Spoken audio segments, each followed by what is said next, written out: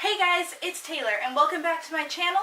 Today I am doing the A book tag, which was created by Jessie over at Jessie's Shelf. She also tagged me in it, so I will leave the link to her channel and the video down in the description box below. You should really go check out both the video and Jessie. She's a really great booktuber. I really admire her, and she's incredibly kind and a fellow dog lover. That's important.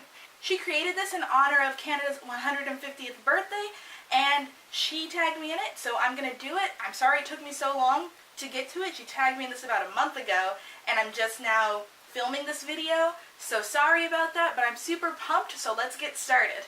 Question 1. What is your connection to Canada? Well, I was born and raised in the United States, and I currently live there now, and I've never been to Canada, never set foot there. I would really love to go, but I do have an aunt who is Canadian. Question 2. Talk about a book with red on the cover. For that, I'm going to talk about Me Before You by Jojo Moyes. This is actually red and white and black, but it's mostly red, so I decided to pick this up. If you don't know what this is about a caregiver, an ordinary caregiver who doesn't feel like traveling or has no ambition, who looks after this very wealthy quadriplegic man, and the two form an intense bond that turns into love. I didn't like this book. I know it's very problematic in certain areas. However, this wasn't what bothered me about it initially, at least not until I educated myself, and that's a discussion for another video for another time. On top of that, it was just kind of okay. I believe I gave it 3 out of 5 stars on Goodwill, and I actually think the movie is much better than the book, so you should check it out. Number 3, talk about a book with white on the cover. I'm going to bring up Rivers of London, which also has red, black, and white on the cover, but it is mostly white. This is by Ben Aaronovitch, by the way. I read this book when I was studying abroad in London. The class was about the literature of London, and this is perfect. It's a supernatural police procedural, and what's really great is that the detective is not only biracial, he is both African and white, but he can also see ghosts, which is really cool, I guess. So, instead of interrogating alive witnesses, for some reason, ghost statements hold up in a court of law. What's also really cool is that the author, Ben Aaronovitch, came into our class, and my friend got to interview him, and afterwards he signed all of our books. See right there, for Taylor. I think this book and the series is highly overrated here in the States, and I really would like to see more people read this on BookTube. Maple Syrup. Talk about a sugary sweet OTP. So I tend to switch OTPs from time to time. My sisters accuse me of being a marathon shipper, which I am. I love good romances, and as of right now, my sugary sweet OTP is Queenie Goldstein and Jacob Kowalski from Fantastic Beasts and Where to Find Them, the movie, and also the screenplay, which is also really great. I highly recommend it. There's something about forbidden romances that I love, and the fact that they are both just so kind and just so into each other, and how J.K. Rowling cleverly subverts the sort of insta-love plotline that I don't really care for, I think really makes up for it. And I'm excited to see where the sequel takes them. From the ending of the movie, it seems like their story is not over, and I would love to see more of them because, to be honest, fanfiction is not enough right now. See, aren't they cute? Ugh, I need the new movie to come out now so I know what happens to them. Poutine. Talk about a guilty pleasure book or genre. For this, I'm going with the Animorphs series by K.A. Applegate. These aren't even half of the Animorphs books that I currently own, but I still keep my collection here in my room right next to my main bookshelf. This is a book I read in elementary school, and it's very much an elementary school aged book, even if the themes itself are very adult. This covers war, PTSD, racism, sexism, homophobia, and it's just so clever and so intense.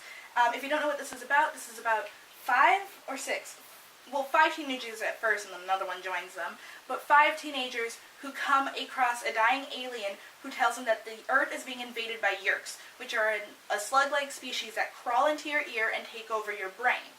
He gives them the power to shapeshift into animals before dying, or not before they die, but before he dies, he gives them the power to shapeshift into animals in order to fight the Yeerks.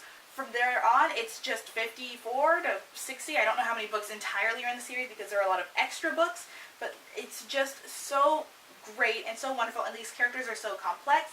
So I don't feel guilty for reading them because these are great books, but I think that since they are for younger children, there's a bit of a stigma about reading them. Number 6, Canada's diversity. Talk about your favorite diverse read. As of right now, my favorite diverse read is The Bluest Eye by Toni Morrison. I read this last semester for an African American and Asian American women writers class, and this book is just life-changing. If you don't know, Toni Morrison is a famous African American author who was actually the professor of one of my American Lit professors, which is really interesting, but I digress.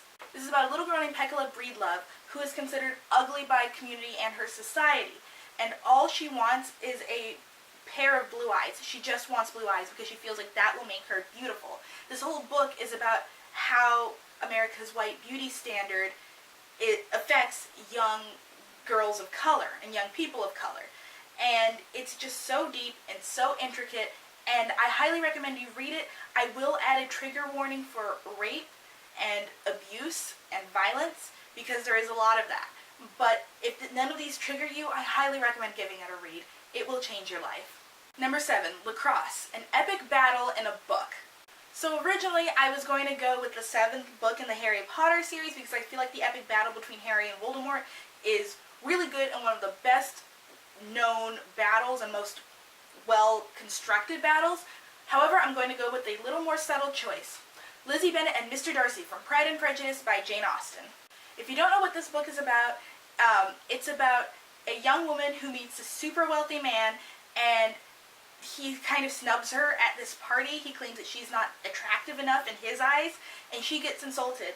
And basically the two butt heads and clash before eventually coming together in maybe a romantic way. Sorry, I will never wink at you guys again. I'm sure that was immensely creepy or awkward or both. But I feel like the battle of wits between both Lizzie and Darcy is one of the best battles, I guess, ever. Jane Austen is a master at dialogue, and the way dialogue works is in her books is so telling about the characters. And I highly recommend you read Jane Austen's books because her dialogue and the sass in these books is out of this world. 10 Provinces. Talk about the 10th book you've read this year. The 10th book I've read this year is Saga Volume 1 by Brian K. Vaughan and Fiona Staples. This is a comic book series about an intergalactic war and a couple with a child who are stuck right in the middle. I highly recommend you read this. I've talked about this in a few of my other videos, so you should definitely give it a try. Number 9, Three Territories. Talk about your top 3 books of all time. The Hate You Give by Angie Thomas. This book is kind of tied for 3rd place with A Court of Mist and Fury and To Kill a Mockingbird, but I'm going with this because I've read it more recently, and I think To Kill a Mockingbird is still very relevant to the times, but this is really, really ingrained in what is going on at the present moment, and I think it's a book that absolutely everyone should read. So yeah, number 3. Number 2 on my top 3 favorite books is Pride and Prejudice by Jane Austen. I've talked about this for another question, and if you don't know, Jane Austen is my favorite author. And my all-time number 1 favorite book forever and ever, for always and ever, is Persuasion by Jane Austen. If you don't know what this little itty-bitty book is about, it's about a young woman named Anne Elliot and her, I guess, ex-boyfriend, but not really, and Captain Wentworth, or Frederick Wentworth at the time. When they were young, they were in love, and Anne wanted to marry him, but her wealthy family disapproved and persuaded her to end the engagement. A disgruntled, or I guess a very sad Captain Wentworth goes and joins the Navy, becomes a naval captain, gets super rich, comes back 10 years later, Anne is 27, she's a spinster, her family's money is basically gone, and they have kind of swapped places.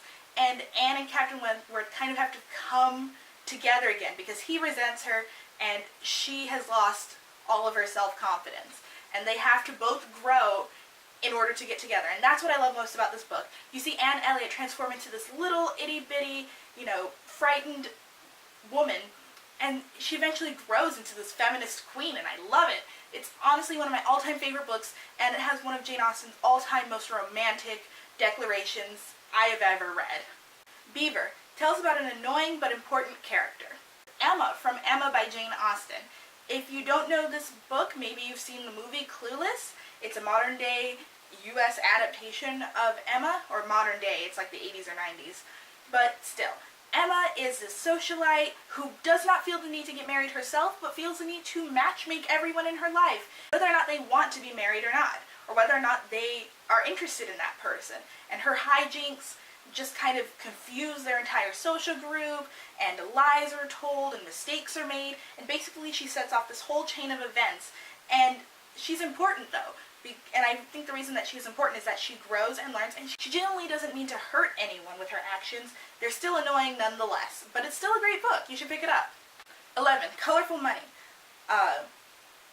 The most colorful book, naked hardbacks included, that I own.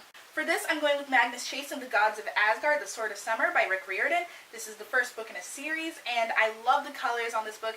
You've got Magnus Chase here, you've got this blue wolf, you've got this gold and kind of pinkish purple, and then you've got like a red and a black and a twilight, and it's so colorful and so interesting, and it's so pretty, and I'm proud to have it on my bookshelf. Number 12 is Say A. A. Or A? Or A? Yeah, I hope I did that correctly. Thank you so much for watching, guys. Check the description box down below to see if you've been tagged. Please remember to like, comment, and subscribe. Follow me on my social media, which is linked down below in the description box. Thank you so much for watching, guys. Thank you so much again, Jessie from Jessie Shelf, for tagging me, and I'll see you all in my next video. Bye.